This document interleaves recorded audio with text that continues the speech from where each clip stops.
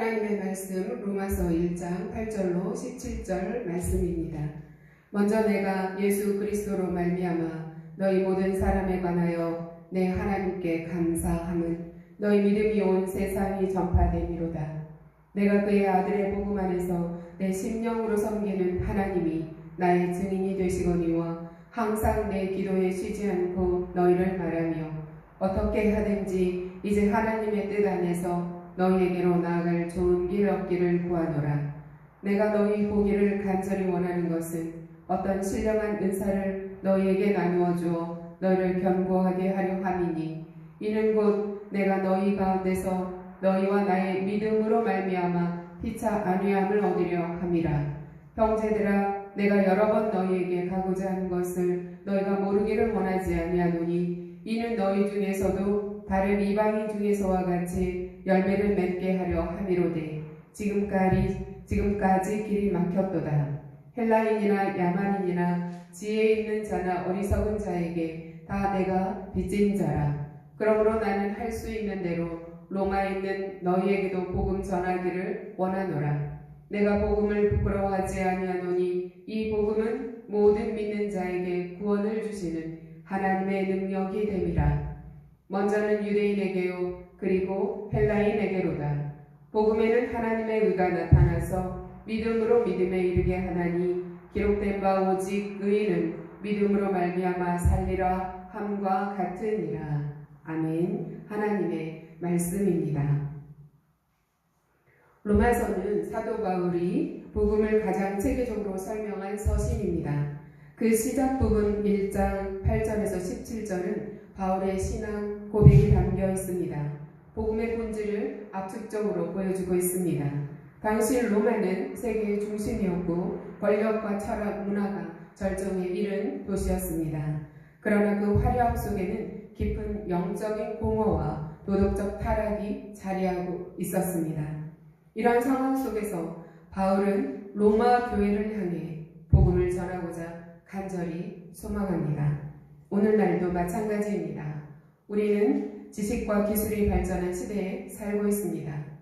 그러나 여전히 불안과 두려움, 정체성의 혼란 속에서 살아가고 있습니다. 사람들은 성공과 돈과 관계를 통해 만족을 얻으려 하고 있습니다. 그러나 결국 참된 만족에 이르지 못합니다.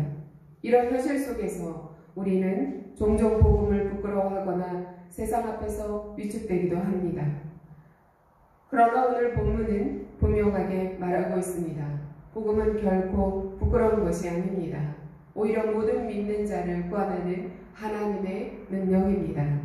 이제 우리는 이 본문을 통해 왜 복음이 능력인지 그리고 복음이 우리 삶에 어떤 변화를 가져오는지 살펴보도록 하겠습니다. 바울은 16절에서 내가 복음을 부끄러워하지 아니하노니라고 선언합니다. 이 말은 당시 많은 사람들이 복음을 부끄럽게 여겼다라는 것을 반영하고 있습니다.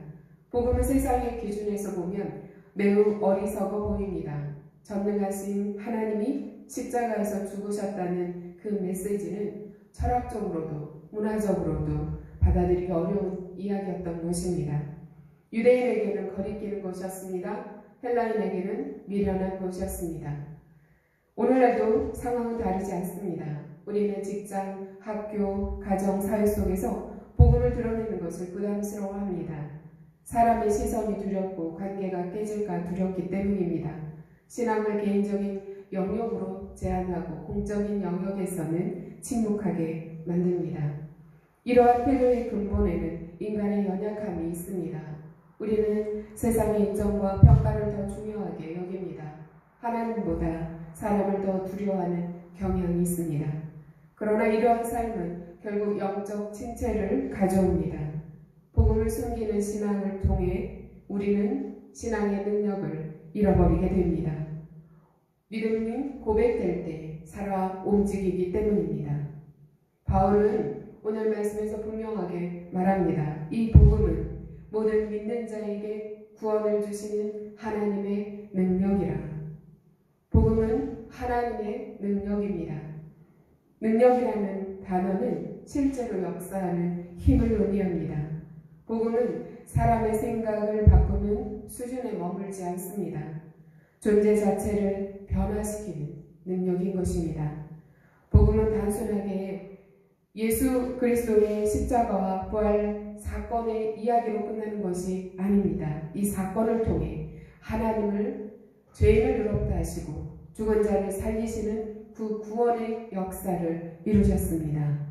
17절에 복음에는 하나님의 의가 나타나서 믿음으로 믿음에 이르게 하나니, 하나님의 의는 인간의 노력으로 얻어지는 것이 아닙니다. 하나님께서 은혜를 주시는 의인 것입니다.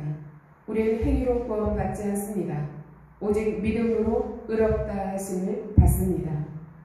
복음은 우리에게 이미 이루어졌다 선포합니다. 그 사실을 믿는 자에게 새로운 생명이 주어집니다. 복음을 믿는 자에게 분명한 변화가 나타납니다. 어떠한 변화입니까? 첫째, 정체성이 변화됩니다. 우리는 더 이상 죄인이 아닙니다. 의롭다함을 받은 하나님의 자녀입니다. 이 정체성은 우리의 삶의 방향을 바꾸며 우리의 삶의 변화를 가져옵니다. 둘째, 두려움에서 자유하게 됩니다. 복음을 아는 사람은 더 이상 사람의 시선을 두려워하지 않습니다. 하나님께서 우리를 인정해 주시기 때문입니다. 셋째, 삶의 목적이 분명해집니다. 바울은 로마에 가서 복음을 전하기를 간절히 원했습니다. 복음을 경험한 사람은 그것을 전하지 않고는 견딜 수 없습니다. 복음은 우리의 내면을 변화시키고 우리의 삶 전체를 변화시키는 능력입니다. 오늘 17절 마지막 부분에 오직 의는 믿음으로 말미암아 살리라, 이 말씀은 신앙의 전 과정을 설명하고 있습니다. 우리는 믿음으로 시작하여 믿음으로 살아가고 믿음으로 완성됩니다. 믿음이란 하나님을 신뢰하는 삶입니다. 하나님을 의지하며 살아가는 태도입니다. 성도는 상황이 아니라 말씀을 붙드는 삶을 살아가야 합니다. 감정이 아니라 복음을 기준으로 살아야 합니다. 사랑하는 성도 여러분, 우리는 종종 복음을 부끄러워하며 살아갑니다. 그러나 오늘 말씀은 분명히 우리에게 가르치고 있습니다. 복음은 부끄러운 것이 아닙니다. 하나님의 능력입니다. 세상은 여전히 복음을 어리석게 여길 것입니다. 그러나 그 복음만이 사람을 살립니다. 인생을 변화시킵니다. 영원한 생명을 주는 길은 유일한 길, 오직 복음뿐입니다. 예수 그리스도의 십자가와 부활의 복음 외에는 우리를 구원의 길로 이끌 길이 없습니다.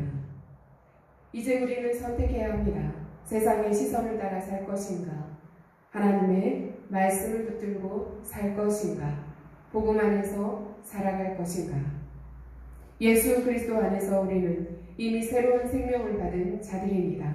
그러므로 담대히 복음을 붙들고 믿음으로 살아가는 삶을 결단합시다. 복음을 부끄러워하지 말고 삶 속에서 드러내는 삶을 삽시다. 작은 자리에서라도 믿음을 고백하는 용기를 냅시다. 행위가 아닌 믿음으로 살아갑시다. 자신의 노력으로 살기보단 하나님의 은혜를 의지하며 살아갑시다. 복음을 전하는 삶을 삽시다. 가족, 직장, 공동체 속에서 복음의 통로로 살아가는 저와 여러분이 되기를 축원합니다. 사랑의 주님, 감사합니다. 복음은 하나님의 능력입니다. 의인은 믿음으로 말미암아 살리라 말씀하셨습니다. 우리에게 예수 그리스도의 십자가와 부활을 통해 의로운 자라 여겨주시고 우리를 하나님의 자녀된 자로 살아갈 수 있도록 그 길을 열어주신 주님 감사합니다. 우리가 이제 의롭다 여김을 받은 자로서 삶 속에서 하나님의 자녀로서 믿음으로 살아가며 삶 전체가 하나님께 고정된 시선을 가지고 오늘도 승리하며 내일도 승리하며 주님 오시는 그날까지 승리하는 삶을 살아갈 수 있도록 성령 하나님 도와주시옵소서. 예수 그리스도의 이름으로 기도드립니다. 아멘.